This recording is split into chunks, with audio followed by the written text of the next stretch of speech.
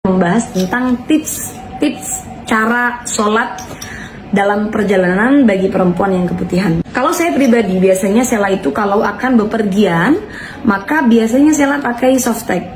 Jadi walaupun tidak dalam keadaan haid, Sela pakai softtek karena untuk jaga-jaga nanti di perjalanan mengalami keputihan, kemudian akan sholat.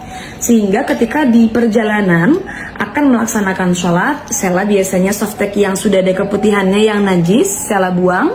Kemudian Sela istinja dengan benar, dengan sempurna. Setelah itu ganti softtek baru kemudian melaksanakan sholat. Kalau teman-teman pakai celana, maka tentunya harus pakai softtek supaya mempermudah ya. Kan kita kalau pakai celana sulit copot-copot celana, apalagi kalau celananya jeans, bukan celana dalaman aja nih.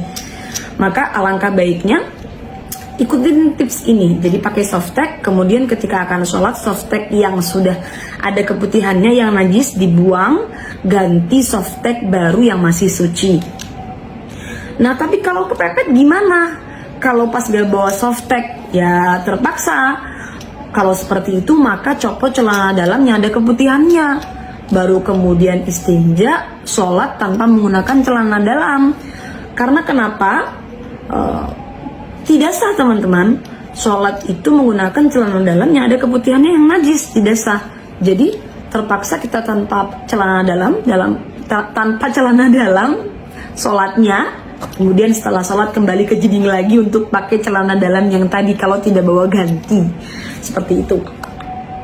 Nah teman-teman bisa ikutin tips ini karena tips ini sering saya lakukan kalau dalam keadaan perjalanan. Saya pribadi adalah perempuan yang selalu mengalami setiap harinya mengalami keputihan ya, walaupun tidak bancar tapi kan sedikit itu kan normal. Semoga bermanfaat.